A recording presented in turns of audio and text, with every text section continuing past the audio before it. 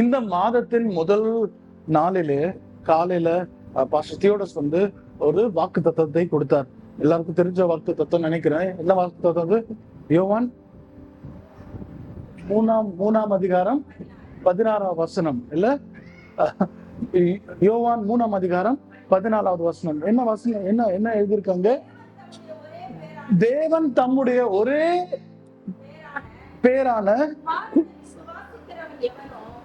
பேரான குமாரனை விசுவாசிக்கிறவன் எவனோ அவன் கெட்டு போகாமல் நித்திய ஜீவனை அடையும்படிக்கு அவரை தந்துரலி இவ்வளவாய் உலகத்தில் அன்பு கூறினார். ஆமென். ஆண்டவர் வந்து ஒரே பேரான குமாரனை நமக்காக உலகத்தில் கொடுத்திருக்கிறாரு. யார் அவரை விசுவாசிக்கிறாங்களோ அவங்க நித்திய ஜீவனை அடைந்து கொள்வாங்கன்னு சொல்லிட்டு இன்னைக்கு நம்ம என்ன தியானிக்க போகிறோம்னா, ஆண்டவருடைய ராஜ்யம் எப்படி உள்ளதுன்னு சொல்லிட்டு, right? How can you qualify? நீங்க ஆண்டவரோட ராஜ்யத்துல போய் பிரவேசிக்கணும்னா நம்ம கிட்ட என்ன அந்த பரிமாணங்கள் வேணும், என்ன குவாலிஃபிகேஷன்ஸ் வேணும், என்ன தேவைகள் நம்மளுக்குள்ளார இருந்ததுன்னா நம்ம அதை பூர்த்தி பண்ணோம்னா நம்ம ஆண்டவருடைய தேவனுடைய ராஜ்யத்துக்குள்ளார நம்ம போக முடியும்னு சொல்லிட்டு நம்ம தியானிக்க போகிறோம். இன்னொரு விஷயம் என்னன்னா, எந்த வழியாக நம்ம ஆண்டவருடைய ராஜ்யத்துக்குள்ளார போகலாம் இல்ல? இயேசு கிறிஸ்து அழகா இந்த லூக்கா 13ஆம் அதிகாரத்துல அதை சொல்லியிருப்பார்.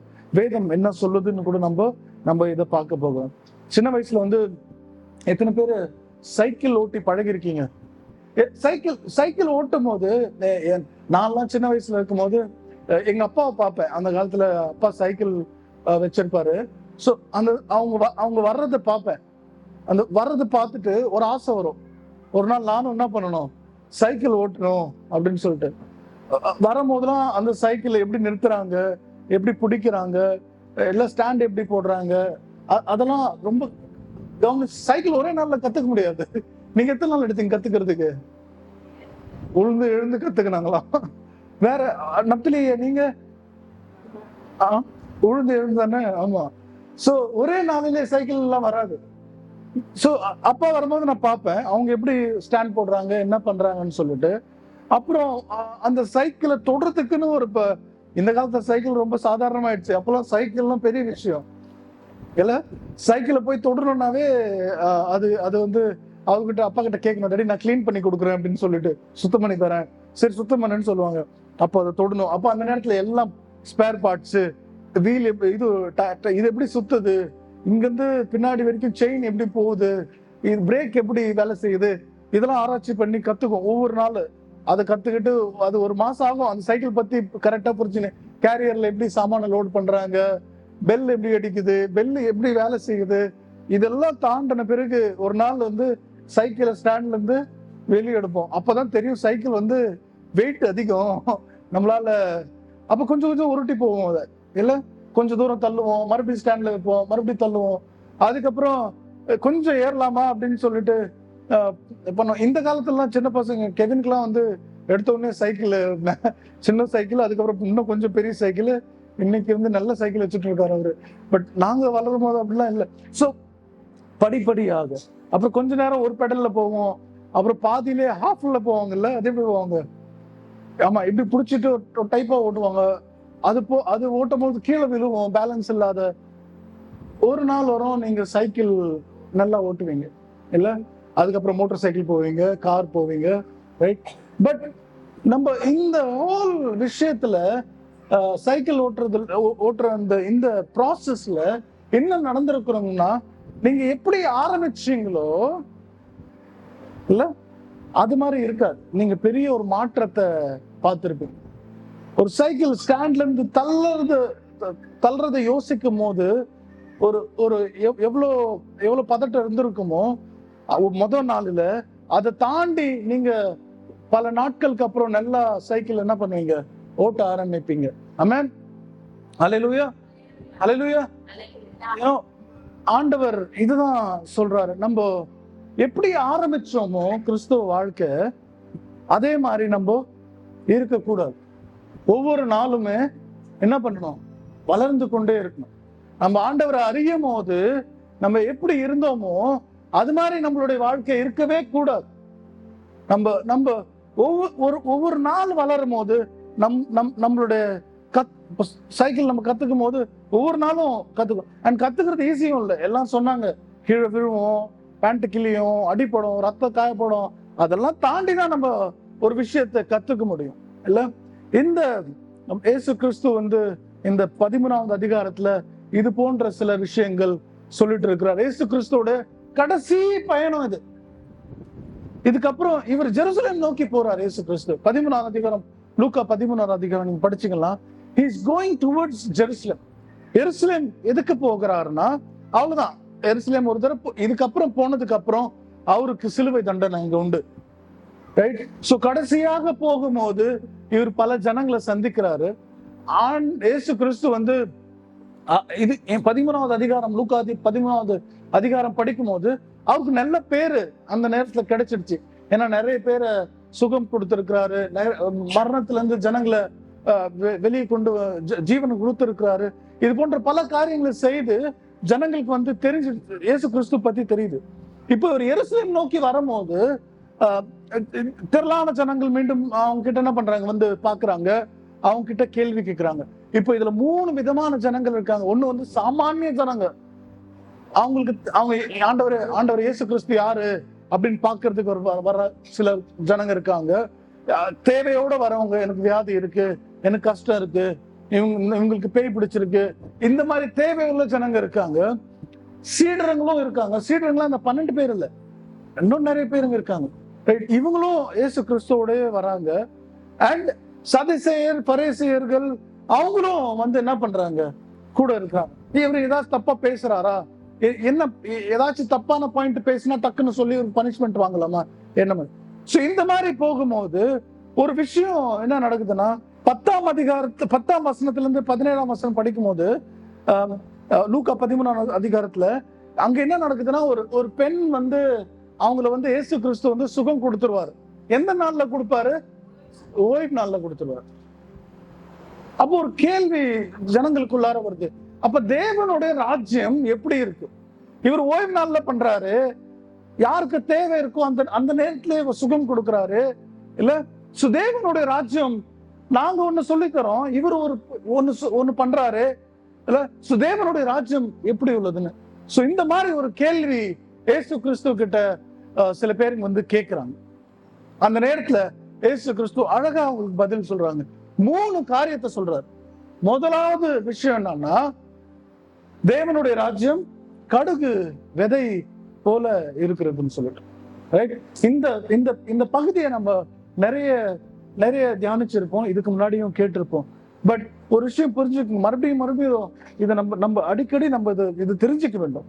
ஏன்னா தேவனுடைய ராஜ்யம் கடுகு விதை போல இருக்குதுன்னா, சில நேரத்துல இன்சிக்னிபிகன்ட். கடுகு நம்ம கீழே போட்டோம்னா தெரியவே தெரியாது. இந்த இடத்துல நான் கடுகு போட்டேன்னா நான் 10 தடவை நடந்தா கூட எனக்கு இங்க இருக்குன்னு தெரியவே தெரியாது இல்ல.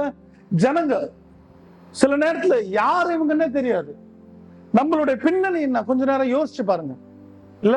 நம்ம ஆண்டவர் நம்மளை எப்படி தேர்ந்தெடுத்து நம்மள ஆலயத்துல உட்கார்ந்து வைத்திருக்கிறார் இல்ல. ராஜா அப்படிலாம் இல்லையா, நம்ம சாதாரணமான நம் ஆண்டவர் எப்படியோ பாவத்துல இருந்த நம்மளுடைய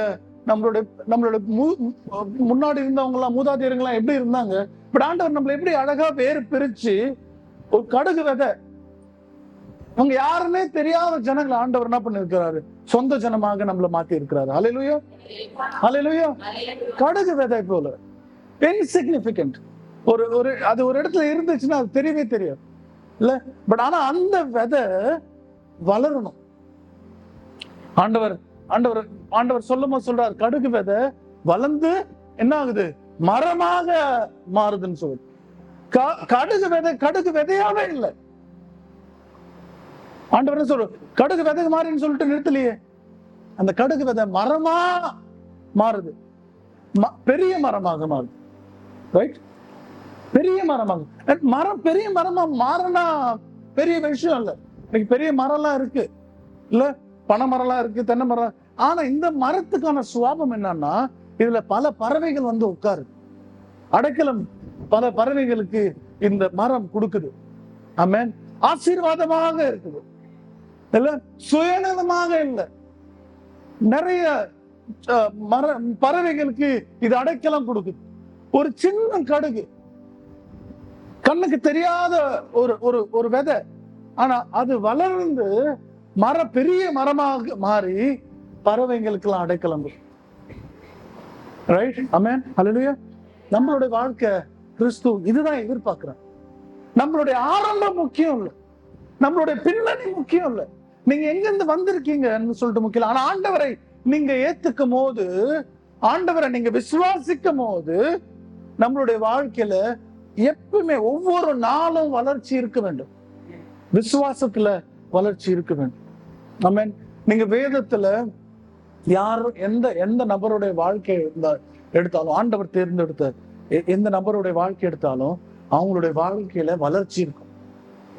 நீங்க ஆபிரகாம் எடுத்துக்கொள்ளுங்க, இல்ல மோசே எடுத்துக்கொள்ளுங்க, இல்ல நீங்க தாவீதை எடுத்துக்கொள்ளுங்க, இல்ல சீடர்கள் எடுத்துக்கொள்ளுங்க, இல்ல அவங்க ஆரம்பிச்ச வாழ்க்கையும் அவங்க முடிச்ச அந்த பாயிண்ட்டும் ஒரு பெரிய வித்தியாசம் நீங்க பாப்பீங்க. சாதாரணமா ஆரம்பிப்பாங்க. வனாந்தரத்துல ஒரு கோலை பிடிச்சுக்கிட்டு ஆடு மேய்ச்சிருக்கிற மோசே ஒரு பெரிய ஒரு லட்சக்கணக்கான ஜனங்களை வழி நடத்திட்டு அவரு மரிப்பார். ஆமென். அதே மாதிரிதான் ஆபிரகாம் டென்ட்டுக்கு வெளியில நின்று கொண்டிருக்கிற இந்த ஆபிரகாம் ஒரு பெரிய ஜனத்துக்கு பிதாவாக மாறுறார். ஆமென். தாவீது நீங்க எடுத்து வாசிக்கலாம். எப்படி நம்ம ஆரம்பிச்சோமோ நம்மளுடைய முடிவு, நம்மளுடைய பிரயாணம் எல்லா நாளுமே வளர்ந்து கொண்டே இருக்கணும். ஆமென். ஹல்லேலூயா. ஹல்லேலூயா. பக்கத்துல பார்த்து சொல்லுங்க, விசுவாசத்துல நம்ம எப்பயுமே வளர்ந்து கொண்டே இருக்கணும்னு சொல்லிட்டு. ஆமென். ஹல்லேலூயா. நம்ம நிறைய பேர்களுக்கு ஆசீர்வாதமாக இருக்கும். கிறிஸ்துவ வாழ்க்கை நான் மட்டும் நல்லா இருக்கணும், எனக்கு மட்டும் ஆசீர்வாதமாக இருக்கணும், எனக்கு மட்டும் ஆண்டவர் எல்லாமே பண்ணணும்னு சொல்லிட்டு இல்ல நம்ம நிறைய பேருங்களுக்கு அடைக்கலம் கொடுக்கும். அங்க நம்மளுடைய ஆசீர்வாதம் நாம வளரும் போது அடுத்தவங்க அங்க அடைக்கலம் பெறணும். பறவைகள் அடைக்கலம் பெறுது. அதுதான் ஆண்டவருடைய ராஜ்யம். இப்படிதான் இருக்கு. விசுவாசத்துல வளர வேண்டும். ஆமென். ஆண்டவர் இயேசு கிறிஸ்து தேவனுடைய ராஜ்யத்துக்கு போகிற பாதை இல்ல, ஆண்டவரை பின்பற்றினா அந்த பாதை கஷ்டம் உள்ளதுதான் இருக்கும். இது நான் சொல்லல, இயேசு கிறிஸ்து சொல்லுவார். இல்ல எல்லாமே சுமூகமா இருக்காது. இன்ஃபேக்ட் அதிகமா இருக்கும்.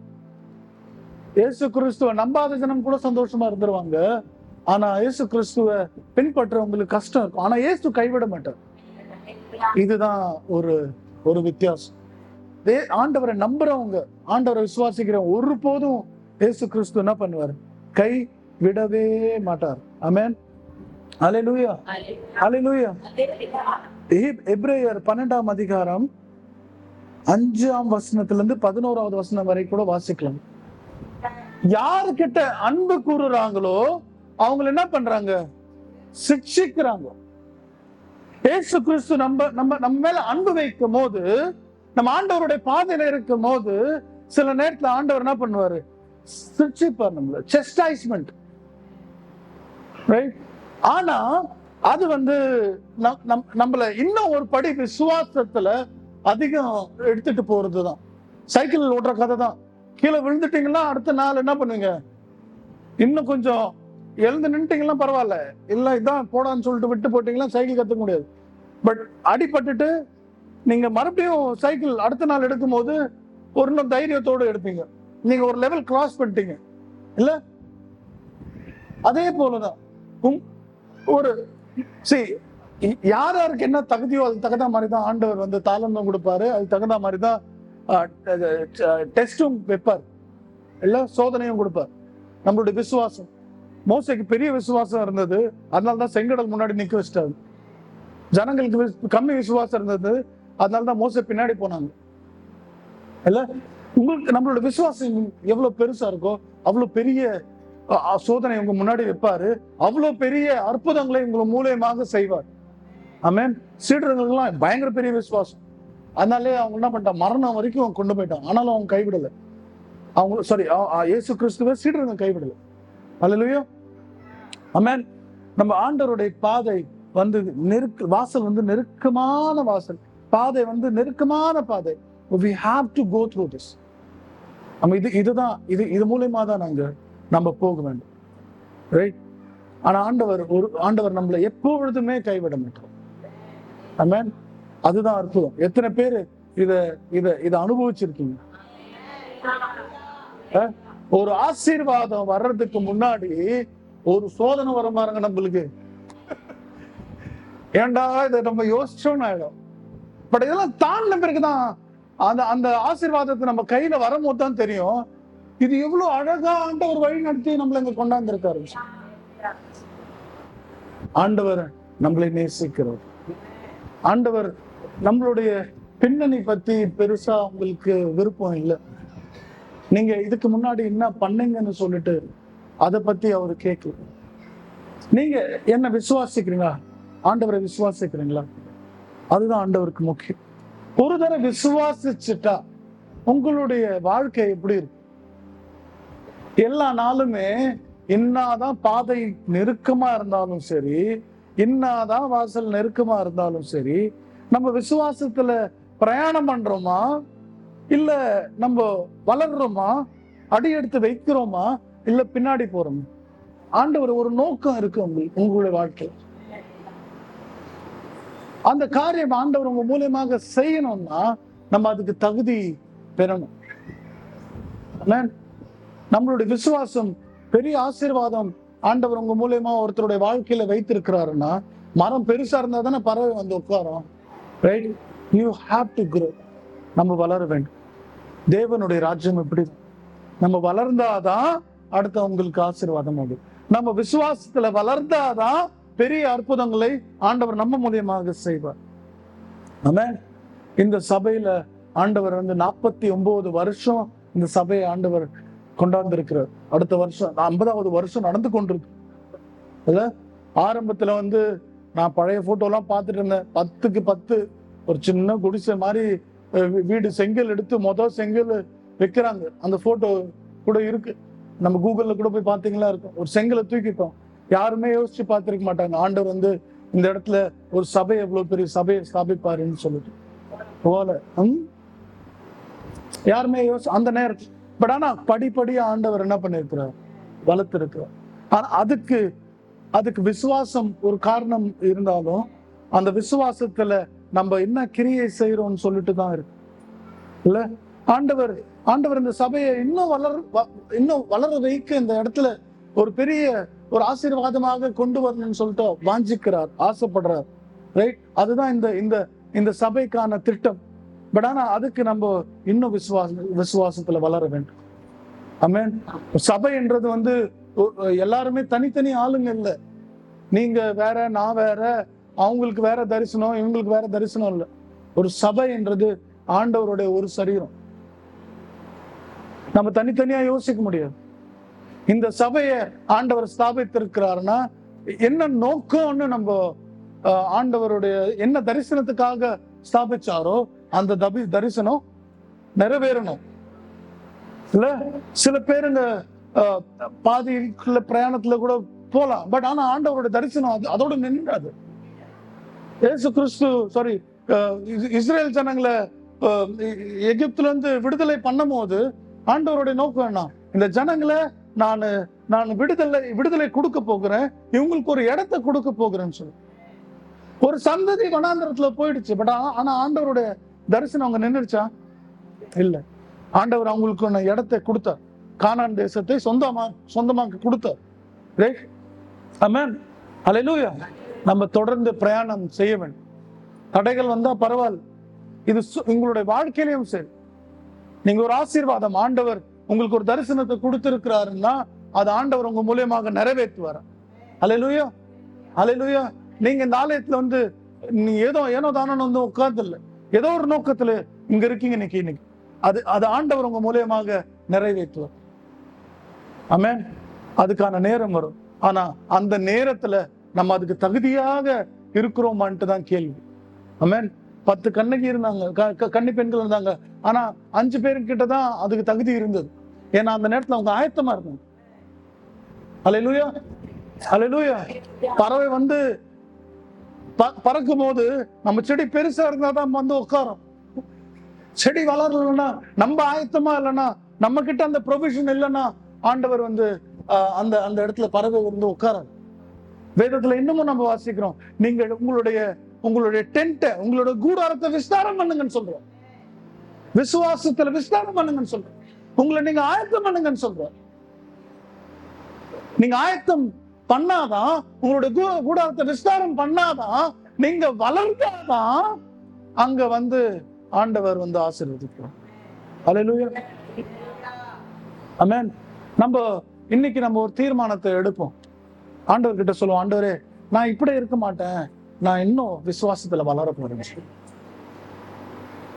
ஆமென். நான் கடுகு மாதிரிதான், எனக்கு தெரியும் ஜனங்க நான் யாருன்னே கூட என்ன பெருசா கண்டுக்க மாட்டாங்க. பட் ஆனா என்ன வைத்து நீங்க ஒரு பெரிய மரமாக மாத்தி நிறைய பேருக்கு ஆசீர்வாதம் கொடுக்க போகிறீங்களே, அது நடக்கட்டும் ராஜா. நான் அதுக்கு தயாராக இருக்கிறேன். என்ன கஷ்டம் வந்தாலும் பரவாயில்ல, நான் அதை தாண்டி ஒரு பெரிய மரமாக ஆக போகிறேன், நிறைய ஜனங்களுக்கு ஆசீர்வாதமாக இருக்க போகிறேன்னு சொல்லிட்டு. அல்லேலூயா, அல்லேலூயா.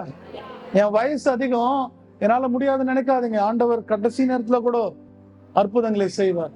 எனக்கு வயசு சின்னது, எனக்கு பெருசா தெரியாதுன்னு கூட நினைக்காதீங்க.